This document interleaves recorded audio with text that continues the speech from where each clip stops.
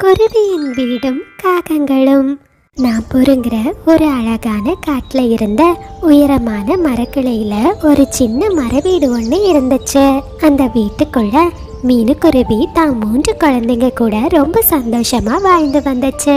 ஒரு நாள் மீனுக்குருவி வழக்கம் போல உணவு எடுத்துக்கிட்டு தன்னோட வீட்டுக்கு வந்துச்சு. தான் அம்மா எடுத்துட்டு வந்த உணவை 3 குழந்தைங்களும் ரொம்ப சந்தோஷமா சாப்பிட்டுக்கிட்டு இருந்தாங்க. திடீர்னு வானத்துல கருமேகங்கள் சூழ்ந்து கடுமையான மழை வர்றதுக்கான அறிகுறி தென்பட்டுச்சு. அச்சச்சோ, வானத்தை பார்த்தா கடுமையான மழை பொழியும் போல இருக்கே. இந்த மழைக்கு என்னோட வீடு தாங்குமான்னு தெரியலையே. கொஞ்ச நேரத்திலேயே ரொம்ப கடுமையா இடியும் மின்னலும் அடிக்க ஆரம்பிச்சது. மீனுக்குருவி தான் குழந்தைங்களை அழைச்சபடியே தான் வீட்டுல உட்கார்ந்து இருந்துச்சு. திடீர்னு மீனுவோட வீடு ரொம்ப பலமா காற்றுல ஆட ஆரம்பிச்சது. இத பார்த்ததுமே மீனுக்குருவி ரொம்ப பயந்துடுச்சு. அச்சச்சோ, குழந்தைங்களா, நம்ம வீடு விழப்போகுதுன்னு நினைக்கிறேன். வாங்க வாங்க, சீக்கிரம் நம்ம வீட்ல இருந்து வெளியே போயிடலாம் அப்படின்னு சொன்ன மீனுக்குருவி தான் குழந்தைங்களை கூட்டிக்கிட்டு வீட்டுல இருந்து வெளியே பறந்து போச்சு. கொஞ்ச நேரத்திலேயே மீனுவோட வீடு அப்படியே கீழே விழுந்து உடைஞ்சு போயிடுச்சு. தான் குழந்தைங்களை ஒரு மரக்கிளையில வச்சுக்கிட்டு மீனுக்குருவி ரொம்ப வருத்தத்துல அழுதுகிட்டு இருந்துச்சு. அச்சச்சோ, மழை நிக்கிற மாதிரியே தெரியலையே. என் குழந்தைங்க ரொம்ப நேரம் மழையில நனைஞ்சா அவங்களுக்கு உடம்பு சரியில்லாம போயிடும். பசங்களா, பயப்படாதீங்க. அம்மா உங்களுக்கு மழை நனையாதபடி இருக்கிறதுக்கு ஏதாச்சும் கிடைக்குமான்னு பார்த்துட்டு வரேன் அப்படின்னு சொன்ன மீனுக்குருவி தான் குழந்தைங்களுக்காக வாழை மரத்தை தேடி பறந்து போச்சு. கொஞ்சம் தூரத்திலேயே மீனுவோட கண்களுக்கு ஒரு வாழை மரம் தென்பட்டுச்சு. அந்த மரத்துல இருந்து ஒரு வாழை இலைய பறிச்சுக்கிட்டு மீனுக்குருவி வேகமா தான் குழந்தைங்களை நோக்கி பறந்து போச்சு. அந்த நேரத்துல ஒரு அம்மா பட்டாம்பூச்சி அழுதபடியே தன்னோட முட்டைகளை சுத்தி சுத்தி வந்துச்சு. இத பார்த்த மீனுக்குருவி அந்த பட்டாம்பூச்சியோட பக்கத்துல போச்சு. பட்டாம்பூச்சி, நீங்க எதுக்காக அழறீங்க? உங்களுக்கு என்ன ஆச்சு? குருவி, என்னோட முட்டைகள் மழையில நனையுது. என் முட்டைகள் மழையில நனைஞ்சா உள்ள இருக்கிற என் குழந்தைங்க இறந்து போயிடும். எனக்கு என்ன செய்யறதுன்னே தெரியல. அச்சச்சோ, பட்டாம்பூச்சி, கவலைப்படாதீங்க. எனக்கும் 3 குழந்தைங்க இருக்காங்க. நான் அவங்களுக்காக தான் இந்த வாழை இலையை எடுத்துட்டு போறேன். நீங்க இந்த வாழை இலையால உங்க முட்டைகளை பாதுகாப்பா மூடி வைங்க. நான் வேற இலை எடுத்துக்கிறேன். பிறகு மீனுக்குருவி அந்த வாழை இலைய பட்டாம்பூச்சி கிட்ட கொடுத்துட்டு மறுபடியும் அந்த வாழை மரத்தை நோக்கி பறந்து போச்சு. பட்டாம்பூச்சியும் அந்த வாழை இலையால தன்னோட முட்டைகளை ரொம்ப பாதுகாப்பா மூடி வச்சது. மீனுக்குருவி அந்த வாழை மரத்துல இருந்து மறுபடியும் ஒரு வாழை இலைய பறிச்சுக்கிட்டு தன் குழந்தைங்களை நோக்கி பறந்து போச்சு. அந்த வாழை இலையால மீனுக்குருவி தான் 3 குழந்தைங்களையும் மழை நனையாதபடி பாதுகாப்பா வச்சிருந்துச்சு. அப்படியே மறுநாள் பொழுது விடிஞ்சது. காட்டுல ஒரு வழியா மழையும் நின்னுது. பசங்களா, நேத்து பெஞ்ச புயல்ல நம்ம காட்டுல நிச்சயமா தானியங்கள் கிடைக்கிறது ரொம்ப கஷ்டம். நான் ரொம்ப தூரமா தான் பறந்தாகணும். ஆனா நான் நிச்சயமா ஒரு வீடு கட்டி ஆகணும். அப்பதான் உங்களை எல்லாம் பாதுகாப்பா வைக்க முடியும். அம்மா, நீங்க கவலைப்படாதீங்கம்மா. நீங்க தாராளமா போய் உணவெடுத்துட்டு வாங்க. நான் நம்ம தம்பி தங்கச்சிங்க கூட சேர்ந்து ஒரு சின்ன வீட்டை கட்டுறேன். நீங்க வீடு கட்டுறத நான் பார்த்திருக்கேன். எனக்கு வீடு கட்ட தெரியுமா? ஆமாம்மா, நாங்களும் அக்காக்கு உதவி செய்றோம். நீங்க நம்பிக்கையோட போயிட்டு வாங்க. தான் குழந்தைங்க இப்படி சொன்னதுமே மீனுக்குருவி உணவு தேடுறதுக்காக பறந்து போச்சு. 3 குழந்தைங்களும் ரொம்ப கஷ்டப்பட்டு வீடு கட்டுறதுக்கு தேவையான எல்லா பொருட்களையும் எடுத்துட்டு வந்தாங்க. 2 சின்ன குழந்தைங்களும் தான் அக்காக்கு எல்லா உதவிகளையும் செய்தாங்க. பிங்கிக்குருவியோ சின்னதா ஒரு அழகான வீட்டை கட்டிக்கிட்டு இருந்துச்சு. அதே சமயத்துல நேத்து பெஞ்ச மழையில காகங்களோட வீடும் அப்படியே உடைஞ்சு போயிருந்துச்சு. ஏ காலு, நான் உங்ககிட்ட எத்தனை வாட்டி சொன்னேன் வீட்டை சரி செய்யுங்க, வீட்டை சரி செய்யுங்கன்னு. பாருங்க, இந்த மழைக்கு தாக்கு பிடிக்காம வீடு உடைஞ்சு போயிடுச்சு. இப்போ நாம எங்க போய் தங்குறது? ராணி, அத பத்தி எல்லாம் கவலைப்படாத. முதல்ல போய் சாப்பிட்டுட்டு வருவோம். எனக்கு ரொம்ப பசிக்குது அப்படின்னு பேசிக்கிட்டே 2 காகங்களும் உணவு தேடுறதுக்காக பறந்து போனாங்க. கொஞ்ச நேரத்திலேயே மீனுவோட குழந்தைங்க எல்லாரும் ஒன்று சேர்ந்து ஒரு அழகான சின்ன மர வீட்டை கட்டி முடிச்சாங்க. ஐயா, பிங்கி அக்கா, வீடு ரொம்ப நல்லா இருக்கு. அம்மா நம்மளோட வீடை பார்த்தா ரொம்ப சந்தோஷப்படுவாங்க. அதே நேரத்துல மரக்கிளையில உட்கார்ந்திருந்த காலுவும் ராணியும் குழந்தைங்க இப்படி பேசிக்கிட்டு இருக்கிறத பார்த்தாங்க. காலு, அங்க பாருங்க, அந்த சின்ன குழந்தைங்க என்ன அழகான வீட்டை கட்டியிருக்காங்க. நீங்களும் தான் இருக்கீங்களே. ராணி, எனக்கு வீடு தான் கட்ட தெரியாது, ஆனா கட்டின வீட்டை வாங்க தெரியும். பாரு, அந்த குழந்தைங்க கிட்ட இருந்து நான் எப்படி அந்த வீட்டை வாங்குறேன்னு அப்படின்னு சொல்லிட்டு 2 காகங்களும் மீனுக்குருவியோட வீட்டுக்கு பறந்து போனாங்க. ஹே குழந்தைங்களா, ஒழுங்கா 3 பேரும் வீட்ல இருந்து வெளியே போயிடுங்க. இனிமே இந்த வீடு எனக்கு தான் சொந்தம். என்ன சொல்றீங்க? இது நாங்க கட்டின வீடு, இது எங்களுக்கு தான் சொந்தம். காலு, உங்க பலத்தை காட்டுங்க, அப்பதான் இந்த குழந்தைங்க பயப்படுவாங்க. சரி ராணி, பாரு இப்ப நான் என்ன செய்யறேன்னு அப்படின்னு 2 காகங்களும் பேசிக்கிட்டு இருந்த நேரம் குழந்தைங்க 3 பேரும் ஆளுக்கு ஒரு ஆயுதத்தை கையில எடுத்தாங்க. மோசமான காகங்களே, என் கையில என்ன இருக்குன்னு பாத்தீங்களா? இந்த கோடாரியால உங்க மண்டைய உடைச்சிடுவேன். இங்கிருந்து ஓடிடுங்க. காகங்களே பாருங்க, நாங்க 3 பேரும் ஒண்ணு சேர்ந்தா உங்க 2 பேரையும் கொன்னுடுவோம். எங்க கையில பலமான ஆயுதம் இருக்கு. ஹே பசங்களா, எங்க கிட்ட இப்படி பேசுனதுக்கு நீங்க ரொம்ப வருத்தப்பட போறீங்க அப்படின்னு சொல்லிட்டு காலுவும் ராணியும் அங்கிருந்து பறந்து போயிட்டாங்க. கொஞ்ச நேரம் ஆனதுமே மீனுக்குருவி தான் குழந்தைங்களுக்காக நிறைய தானியத்தை எடுத்துக்கிட்டு தான் வீட்டுக்கு வந்துச்சு. வீட்டுக்கு வந்த அம்மா கிட்ட குழந்தைங்க நடந்த எல்லா விஷயத்தையும் சொன்னாங்க. பசங்களா, நீங்க ரொம்ப தைரியசாலிங்க. உங்களை நினைச்சு எனக்கு ரொம்ப பெருமையா இருக்கு. அதே நேரத்துல காலுவும் ராணியும் அந்த 3 குழந்தைங்களையும் எப்படி பழி வாங்கலான்னு யோசிச்சுக்கிட்டு இருந்தாங்க. காலு, அந்த குட்டி பிசாசுங்களை பாத்தீங்களா? சின்ன வயசுலயே இப்படி இருக்குதுங்க. இதுங்க பெருசா வளர்ந்துச்சுன்னா நாம இந்த காட்டுல நம்மளோட பலத்தை காட்டவே முடியாது. ஆமா ராணி, அந்த 3 குழந்தைங்களுக்கும் நான் ஒரு முடிவு கட்டுறேன் அப்படின்னு சொல்லிட்டு காலுவும் ராணியும் கழுகு தேடி பறந்து போனாங்க. என்ன கழுகாரே, கழுகு கொண்ட மரியாதையே போயிடும் போல இருக்கு. நீங்க போய் ஒரு திராட்சை பழத்தை சாப்பிடுறீங்க. ஹே காகங்களே, எனக்கும் மாமிசம் தின்னணும்னு ரொம்ப நாள் ஆசைதான். ஆனா எங்க, என்ன பார்த்தாதான் எல்லா பறவைகளும் பயந்து போய் ஒளிஞ்சுக்கிறாங்களே. கழுகாரே, நீங்க கவலைப்படாதீங்க. இன்னைக்கு உங்களுக்கு நாங்க சுவையான 3 இளம் குஞ்சுகளை விருந்தாக்க போறோம். அந்த குஞ்சுகள் எங்க இருக்கு? சீக்கிரம் சொல்லுங்க. நம்ம காட்டுல ஒரு பெரிய ஆலமரம் இருக்குல்ல, அந்த மரக்கிளையில தான் ஒரு சின்ன வீடு இருக்கு. அந்த வீட்டுக்குள்ள அந்த 3 குழந்தைங்களும் தனியா தான் இருக்காங்க. இப்ப போனீங்கன்னா அந்த குழந்தைங்களை நீங்க சாப்பிடலாம். அவங்களே ரொம்ப ரொம்ப நன்றி உங்களுக்கு. எனக்கு இந்த திராட்சை பழம் தேவையில்லை, இதை நீங்களே சாப்பிட்டுக்கோங்க அப்படின்னு சொல்லிட்டு கழுகு அந்த திராட்சைய காகங்களுக்கு கொடுத்துச்சு. இது எல்லாத்தையும் பூக்கள்ல தேன் குடிக்க வந்த பட்டாம்பூச்சி அம்மா கேட்டுக்கிட்டே இருந்தாங்க. அச்சச்சோ, 3 குழந்தைங்களா? அப்படின்னா அது எனக்கு உதவி செய்த குருவியோட குழந்தை தான். இதை இப்பவே அந்த குருவி கிட்ட சொல்லி ஆகணும் அப்படின்னு சொன்ன பட்டாம்பூச்சி அம்மா வேகமா ஆலமர கிளைய நோக்கி பறந்து போச்சு. பிறகு பட்டாம்பூச்சி அம்மா மீனுக்குருவி கிட்ட நடந்த எல்லா விஷயத்தையும் சொன்னாங்க. சீக்கிரம் இந்த வீட்டை விட்டு வெளியே போயிடு, கழுகு உன் வீட்டை நோக்கி வந்துகிட்டே இருக்கு. பட்டாம்பூச்சி அம்மா, உங்களுக்கு ரொம்ப நன்றி அப்படின்னு சொன்ன மீனுக்குருவி தான் குழந்தைங்களை கூட்டிக்கிட்டு வேகமா தான் வீட்டை விட்டு வெளியே போயிடுச்சு. கொஞ்ச நேரத்திலேயே கழுகும் மீனுக்குருவியோட வீட்டுக்கு வந்துடுச்சு. வீட்டுக்குள்ள குழந்தைங்க இல்லாததை பார்த்த கழுகு ரொம்ப கோபம் ஆகிடுச்சு. பொல்லாத காகங்கள், என்கிட்ட இருக்கிற திராட்சை பழத்தை பொய் சொல்லி வாங்குறதுக்காக தான் இப்படி ஒரு நாடகத்தை நடத்தி இருக்காங்க. அந்த காகங்களை நான் சும்மாவே விட மாட்டேன். கழுகு ரொம்ப கோபமா காகங்களை நோக்கி பறந்து போச்சு. என்னையே ஏமாத்துறீங்களா? பாருங்க, எனக்கு மாமிச ஆசையை காட்டுறவங்களை நான் சும்மாவே விட மாட்டேன் அப்படின்னு சொன்ன பிறகு காகங்களை கொண்டு தான் பசிய தீர்த்த கழுகு அங்கிருந்து பறந்து போயிடுச்சு. இது எல்லாத்தையும் மரக்கிளையில ஒளிஞ்சிருந்த மீனுக்குருவியும் அதனோட குழந்தைங்களும் பார்த்துக்கிட்டு இருந்தாங்க. கெடுவான் கேடு நினைப்பான் அப்படிங்கிற பழமொழிக்கு இந்த காகங்கள் தான் சரியான உதாரணம்.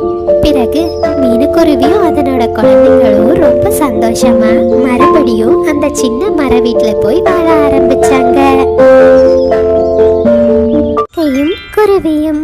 ஒரு அழகான காட்டுல ராணிங்கிற ஒரு காகம் தான் வீட்டு பக்கத்திலேயே சின்னதா ஒரு இனிப்பு கடை நடத்தி வந்துச்சு. ராணி காகத்தோட கடையில ரசகுல்லா, குலாப் ஜாமுன், மைசூர் பாக், கட்லெட்டுன்னு நிறைய வகையான இனிப்புகள் இருந்துச்சு. ஒரு நாள் அந்த காட்டுல வாழ்ந்த மீனுக்குருவியோட பொண்ணு சாரா அந்த பக்கமா பறந்து வந்துகிட்டு இருந்தா. ஆண்டி ஆண்டி, எனக்கு கொஞ்சம் ரசகுல்லா தரீங்களா? எனக்கு ரசகுல்லான்னா ரொம்ப பிடிக்கும். ஏய் சின்ன குருவி, காசு கொடுத்தா நான் எத்தனை ரசகுல்லா வேணும்னாலும் தருவேன். ஆண்டி இல்ல ஆண்டி, என்கிட்ட காசு எதுவும் இல்ல. காசு இல்லாம ரசகுல்லா வாங்க வந்துட்டியா? ஓப்போ, உங்க அம்மா கிட்ட இருந்து காசு வாங்கிட்டு வா. ராணிக்காக இப்படி சொன்னதும் குழந்தை சாராவும் ரொம்ப வேகமா தன்னோட வீட்டுக்கு பறந்து போனா. சாரா, இவ்ளோ நேரமா எங்க போயிருந்தம்மா? அம்மா, நான் வெளியே விளையாட போயிருந்தேம்மா. அம்மா அம்மா, எனக்கு ரசகுல்லா சாப்பிடணும்னு ஆசையா இருக்குமா. ராணி ஆண்டி காசு கொடுத்தாதான் ரசகுல்லா தருவேன்னு சொல்லிட்டாங்க. சரி சரி சாரா, நான் தரேன். நம்ம வீட்டு கிச்சன்ல தான் அந்த காசு இருக்கு, நீ போய் எடுத்துக்கோ. மீனுக்குருவி இப்படி சொன்னதும் குழந்தை சாராவும் ரொம்ப சந்தோஷமா அவங்க வீட்ல இருந்த கிச்சன்ல இருந்து காசை எடுத்தா. பிறகு அந்த காசை எடுத்துக்கிட்டு ரொம்ப சந்தோஷமா ராணி காகத்தோட கடையை நோக்கி வந்தா. ஆண்டி ஆண்டி, நீங்க கேட்டபடியே நான் காசு கொண்டு வந்துட்டேன். இந்த காசை வச்சுக்கிட்டு எனக்கு ரசகுல்லா கொடுங்க. அடடே சமத்து பொண்ணு, சொன்னபடியே காசை கொண்டு வந்துட்டியே. சரி சரி, காசை கொடு. உடனே சாராவும் தாங்கிட்ட இருந்த காசை ராணி காகத்துக்கு கொடுத்தா. அந்த காசை பார்த்ததுமே ராணி காகம் ரொம்ப கோவப்பட்டுச்சு. ஹே சின்ன குருவி, கிழிஞ்ச நோட்டை கொடுத்து என்னை ஏமாத்தலான்னு பாக்குறியா? இந்த கிழிஞ்ச நோட்டுக்கு என்னால எந்த ரசகுல்லாவும் தர முடியாது. முதல்ல இங்க இருந்து ஓடிடு அப்படின்னு சொன்ன ராணிக்காகம் அந்த காசை சாராவோட முகத்துல தூக்கி எறிஞ்சுது. ராணிக்காகத்தோட செயலால குழந்தை சாரா ரொம்ப வருத்தத்தோட அழுதா. பிறகு தன்னோட வீட்டுக்கு பறந்து போனா. சாரா, என்னாச்சுமா? எதுக்காக அழுதுகிட்டு இருக்க? அம்மா, நீங்க தந்த காசு கிழிஞ்சிடுச்சா? ராணி ஆண்டி அந்த காசை என் முகத்துல தூக்கி எறிஞ்சுக்கிட்டாங்க. ரசகுல்லா எல்லாம் தர முடியாதுன்னு சொல்லிட்டாங்க. சாரா, அம்மா கிட்ட கடைசியா இருந்தது அந்த காசு மட்டும்தாம்மா. நம்மள மாதிரி ஏழை பறவைகள் ரசகுல்லா சாப்பிடுறதுக்கு ஆசைப்படுறதே தப்பு. பிறகு குழந்தை சாராவோ ஒரு மரத்து மேல ஏறி உட்காந்து ரொம்ப வருத்தத்துல அழுதுகிட்டு இருந்தா. கொஞ்ச நேரத்திலேயே ராணிக்காகத்தோட வீட்டுக்கு ராஜுவோட ஃப்ரெண்ட்ஸ் தூக்கியும் பருவலும் வந்தாங்க. ஏய் ராஜு, வெளியே வாடா, நாம கிரிக்கெட் விளையாடுவோம். கண்டிப்பா விளையாடுவோம்டா. ஆனா நான் தான் முதல்ல பேட்டிங் பண்ணுவேன். ராஜு, எப்பவுமே நீ தான் முதல்ல பேட்டிங் பண்ற. இந்த முறை நான் பண்றேன். இல்ல இல்ல, நான் தான் பேட்டிங் பண்ணுவேன். அப்படின்னா தான் நான் விளையாடுறதுக்கு வருவேன். சரி சரி ராஜு, நீயே முதல்ல பேட்டிங் பண்ணு அப்படின்னு சொல்லிக்கிட்டு ராஜுவும் அவங்களோட நண்பர்களும் கிரிக்கெட் விளையாட ஆரம்பிச்சாங்க. குழந்தை ராஜுவோ ரொம்ப சந்தோஷமா பேட்டிங் பண்ணிக்கிட்டு இருந்தான். அந்த சமயத்துல ராணிக்காக ராஜு கிட்ட இப்படி சொல்லுச்சு. ஏ ராஜு, எனக்கு வீட்டுக்குள்ள கொஞ்சம் வேலை இருக்கு, நீ விளையாடிக்கிட்டே கடைய பாத்துக்கோ. சரிம்மா, நீங்க போயிட்டு வாங்க, நான் கடைய பாத்துக்கிறேன். உடனே ராணிக்காகமும் தன்னோட வீட்டுக்குள்ள பறந்து போச்சு. ராஜுவோ ரொம்ப சந்தோஷமா கிரிக்கெட் விளையாடிக்கிட்டு இருந்தான். திடீர்னு பருள் எரிஞ்ச பந்து ஸ்டெம்பில் பட்டு ராஜு அவுட் ஆகிட்டான். Out out. ராஜு, நீ அவுட் ஆகிட்ட. இனிமே நான் தான் பேட்டிங் பண்ணுவேன். டே, இந்த ஒரு முறை மட்டும் நான் பேட்டிங் பண்ணிக்கிறேன்டா. டே ராஜு, உனக்கு பேட்டிங் பண்றதுக்கு ரொம்ப ஆசையா இருந்தா நீங்க அதுக்கு பதிலா எங்களுக்கு கொஞ்சம் மிட்டாய்களா சாப்பிடத்தா. நீ மாட்டேன்னு சொன்ன, நாங்க நாளையிலேருந்து விளையாடவே வரமாட்டோம். சரி சரி, அதனால என்ன? எங்க அம்மைக்கு தெரியாம நான் இனிப்புகளை உங்களுக்கு தரேன் அப்படின்னு சொன்ன குழந்தை ராஜு தான் அம்மாவுக்கு தெரியாம கடையில இருந்து ரசகுல்லா பவுலை எடுத்தான். பிறகு ராஜுவும் அவனோட ஃப்ரெண்ட்ஸும் ரொம்ப தூரம் அந்த பவுலை கொண்டு போய் ஒரு மரக்கிளையில வச்சு சாப்பிட்டாங்க. டே ராஜு, ரசகுல்லா ரொம்ப இனிப்பா இருந்துச்சுடா. ஆமா, ரசகுல்லா பவுல் இல்லாதத உங்க அம்மா கண்டுபிடிச்சா நீ என்ன பண்ணுவ? அப்படின்னு பருள் கேட்டுக்கிட்டு இருந்த நேரம் ராஜு காகத்தோட கண்களுக்கு குழந்தை சாரா தென்பட்டா. டே, அத பத்தி எல்லாம் நீ கவலைப்படாத, எங்க அம்மாவை சமாளிச்சுக்க எனக்கு தெரியும் அப்படின்னு சொன்ன ராஜுக்காகவும் அந்த பவுல்ல மீதி இருந்த ஒரே ஒரு ரசகுல்லாவை எடுத்துக்கிட்டு சாராவை நோக்கி பறந்து போனா. சாரா தங்கச்சி, இந்தா உனக்காக நான் ரசகுல்லா கொண்டு வந்திருக்கேன். ராஜு அண்ணா, எனக்கு ரசகுல்லா பிடிக்கும்னு உங்களுக்கு எப்படி தெரியும்? எனக்கு தெரியும் தங்கச்சி, இந்த ரசகுல்லாவை எங்க அம்மா தான் கொடுத்து விட்டாங்க அப்படின்னு சொன்ன ராஜுக்காகவும் அந்த ரசகுல்லாவை சாராவுக்கு கொடுத்துச்சு. வீட்டுக்கு வந்த ராஜுவும் அவனோட ஃப்ரெண்ட்ஸும் மறுபடியும் விளையாட ஆரம்பிச்சாங்க. கொஞ்ச நேரத்திலேயே வேலையை முடிச்சிட்டு கடைக்கு வந்த ராணிக்காகவும் அங்கிருந்த ரசகுல்லா பவுல காணாததுமே ரொம்ப அதிர்ச்சி ஆகிடுச்சு. டேய் ராஜு, இங்க இருந்த ரசகுல்லா பவுல் எங்க? உண்மையை சொல்லு ராஜு, நீ தானே ரசகுல்லாவை சாப்பிட்ட?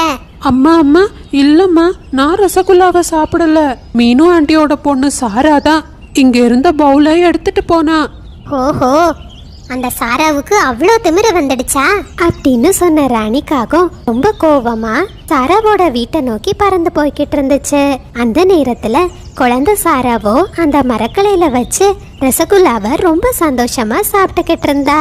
ஹேய் திருடி சாரா, நான் ரசகுல்லாவை தரமாட்டேன்னு சொன்னதுமே அதை திருடி சாப்பிடுற அளவுக்கு நீ பெரிய மனுஷி ஆகிட்டியா? ராணி ஆண்டி, நான் திருடல, ராஜு அண்ணா தான் எனக்கு இந்த ரசகுல்லாவை கொடுத்தாங்க. ஹே திருடி, என் பையன் மேலேயே பழி சொல்றியா அப்படின்னு சொன்ன ராணிக்காகவும் சாராவோட காதை பிடிச்சு திருக ஆரம்பிச்சது. வலி தாங்க முடியாம சாரா ரொம்ப கத்துனா. பிறகு அங்கிருந்து பறந்து தன்னோட வீட்டுக்கு போயிடுச்சு. குழந்தை சாராவோ வலி தாங்க முடியாம ரொம்ப அழுதா. அந்த நேரத்துல சாராவோட முன்னாடி ஒரு மந்திர பறவை தோன்றுச்சு. குழந்தை, நீ வருத்தப்படாத. நீ செய்யாத தப்புக்கு தண்டனை அனுபவிச்சத நானும் பார்த்தேன். நீ கவலைப்படாத. நான் நினைச்சா நீ தினமும் ரசகுல்லா சாப்பிடலாம் அப்படின்னு சொன்ன அந்த மந்திர பறவை ஒரு சின்ன செடிய வரவழைச்சது. மந்திர பறவை, என்ன இது? எனக்கு ரசகுல்லா தரேன்னு சொல்லிட்டு இந்த சின்ன செடியை தரீங்க? இந்த சின்ன செடி தான் உனக்கு தினமும் ரசகுல்லாவை தரப்போகுது. இத உன் வீட்ல போய் நட்டு வை. குழந்தை சாராவோ அந்த செடியை எடுத்துக்கிட்டு ரொம்ப சந்தோஷமா தன்னோட வீட்டுக்கு பறந்து போனா. வீட்டுக்கு வந்த சாராவோ அந்த மந்திர பறவை சொன்னபடியே அந்த சின்ன செடியை மண்ணில் நட்டு அதுக்கு நிறைய தண்ணீரை ஊற்றினா. அப்படியே ராத்திரி நேரம் வந்துச்சு. திடீர்னு அந்த சின்ன செடி ஒரு பெரிய மரமா மாறிடுச்சு. அந்த மரத்துல இருந்து நிறைய ரசகுல்லாக்கள் வந்துச்சு. மறுநாள் காலையில தான் வீட்ல இருந்து வெளியே வந்த சாரா அந்த ரசகுல்லா மரத்தை பார்த்து ரொம்ப அதிர்ச்சி ஆகிட்டா. சாரா, இது எப்படிமா நடந்துச்சு? இந்த ரசகுல்லா மரம் திடீர்னு நம்ம வீட்டு முன்னாடி எப்படி வந்துச்சு? மீனுக்குருவி இப்படி கேட்டதுமே குழந்தை சாராவும் நடந்த எல்லா விஷயத்தையும் தான் அம்மா கிட்ட சொன்னா. பிறகு சாராவும் மீனுக்குருவியும் ரொம்ப சந்தோஷமா அந்த மரத்துல இருந்த ரசகுல்லாவை பறிச்சு சாப்பிட்டாங்க. கொஞ்ச நேரத்திலேயே குழந்தை சாரா ஒரு தட்டுல 3 ரசகுல்லாவை எடுத்துக்கிட்டு ராணி காக்கத்தோட கடையை நோக்கி பறந்து போனா. ராணி ஆண்டி, இந்தாங்க உங்களுக்கு ரசகுல்லா. இனிமே நான் என்னைக்குமே ரசகுல்லா வாங்குறதுக்கு உங்க கடைக்கு வர மாட்டேன் அப்படின்னு சொல்லிட்டு சாரா மறுபடியும் தன்னோட வீட்டுக்கு பறந்து போனா. மீனுக்குருவியோ தினம் அந்த மரத்துல இருந்த ரசகுல்லாவை பறிச்சு அதை மார்க்கெட்ல போய் விற்க ஆரம்பிச்சது. இது எல்லாத்தையும் பார்த்த ராணிக்காகவும் ரொம்ப பொறாமப்பட்டுச்சு. என்னாலதான் அந்த குருவிகளுக்கு இப்படி ஒரு அதிர்ஷ்டம் கிடைச்சிருக்கு. இன்னைக்கு ராத்திரியே நான் யாருன்னு காட்டுறேன். அன்னைக்கு ராத்திரி ஆனதுமே கையில ஒரு கோடாரியை எடுத்துக்கிட்டு மீனுக்குருவியோட வீட்டுக்கு வந்துச்சு. பிறகு அந்த ரசகுல்லா மரத்தை வெட்டுறதுக்காக ராணிக்காகவும் தன்னோட கைகளை ஓங்குச்சு. அந்த ரசகுல்லா மரமும் தன்னோட மந்திர சக்தியால ராணிக்காகத்தோட வாலுக்கு நெருப்பு வச்சது. அச்சச்சோ, என்னோட வாலு! நெருப்பு நெருப்பு! ஐயோ, யாராச்சும் என்ன காப்பாத்துங்க அப்படின்னு சொன்ன ராணிக்காகவும் வால்ல நெருப்பு பற்றினபடியே ரொம்ப வேகமா அங்கேயும் இங்கேயும் பறந்துகிட்டு இருந்துச்சு.